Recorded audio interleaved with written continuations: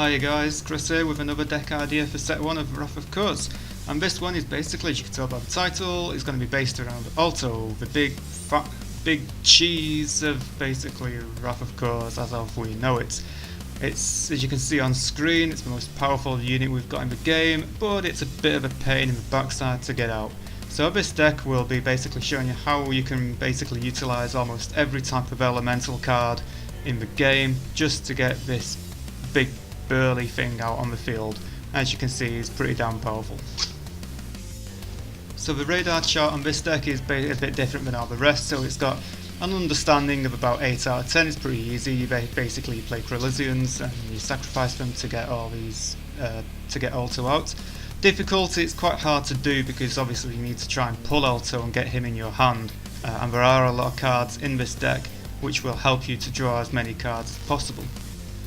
Variability is also quite low. It's on a 3 out of 10 because basically you're going to be trying to do the same thing over and over again, sacrifice Kryllizians and draw cards through other cards. Aggression's a bit more powerful because Kryllizians are actually quite powerful and strong, and you can get some early damage in with them.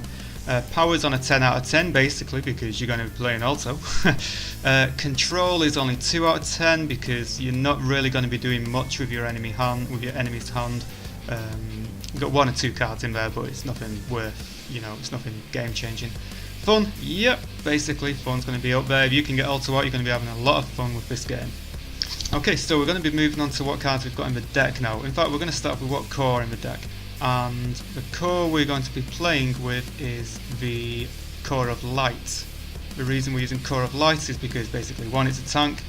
You can hold its own until you get some decent units out to try and get 1 of every colour element in play, and of course it can heal itself over time.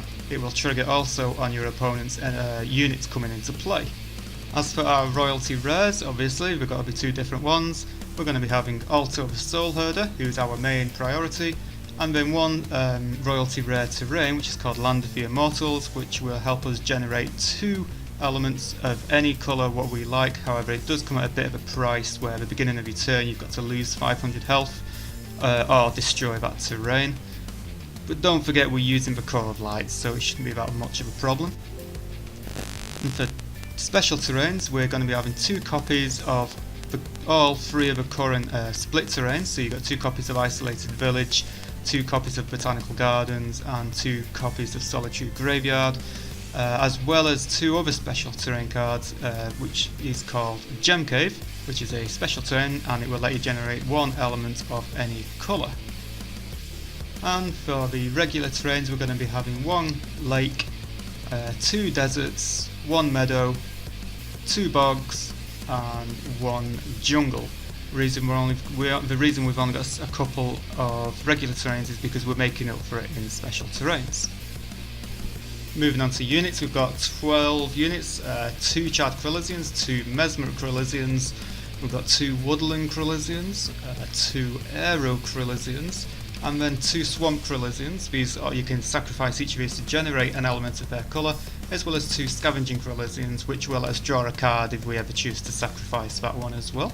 So the main focus here really is you get your Kryllizians in. If you get time to attack with a bit of damage, it's extra. But then obviously when you start struggling on terrains for elements, you can sacrifice certain Kryllizians just to fulfill which elements you actually do need to get ALTO out. We also have 2 copies of Expert Digging Crew, which basically mean the terrain what these occupy will generate an extra element of that colour. If it's a split terrain, you can choose the colours regardless. And if you're still struggling for elements, then we're going to have 1 copy of Elemental Eye Plant, which can change the colour of the element what's generated on that terrain, as well as 2 copies of Diamond in the Rough, what will generate a white or blue element for free. So that's good if you're struggling mostly for your blue element. So your next concern in the deck might be drawing cards. Obviously if you don't have ALTO in your opening hand, you're going to be in a little bit of trouble. So we've got 2 copies of Chest, followed by 2 copies of Hidden Key. If you can get both of these out, you can draw 3 cards. Next we've got a Steam's Trade Post with 3 different ways you can draw cards, which proves pretty useful, can be a little tricky to get out. Then you've got an Abandoned Mine. If you want to discard a terrain, you get to generate an element of that terrain's colour, followed on by a Wishing Well, discard a card, draw a card, which is really nice. Nature's Claim, if you're struggling for a certain terrain card, you can use Nature's Claim to search for that terrain. And then we've got a copy of Campfire, which basically says when a unit is placed or moved onto this stack, you may draw a card, so you can move a unit onto the stack and then move it off and then move it back on again, or play another unit on, and that's a good way of getting extra cards into your hand. And then we've got one copy of Springwater, which will recover health to your core as well as lets you draw an extra card. Now for support, we've got one copy of Flare, which deals 200 damage anywhere you like. We've got one copy of Holy Light, which is very similar, but it deals 300 damage, costs one element more. And then one copy of Mind Wreck, which lets you look at your opponent's hand, choose a card, and then they must discard it, which is a very good card for just 2 elements. So yeah guys, that's basically this deck.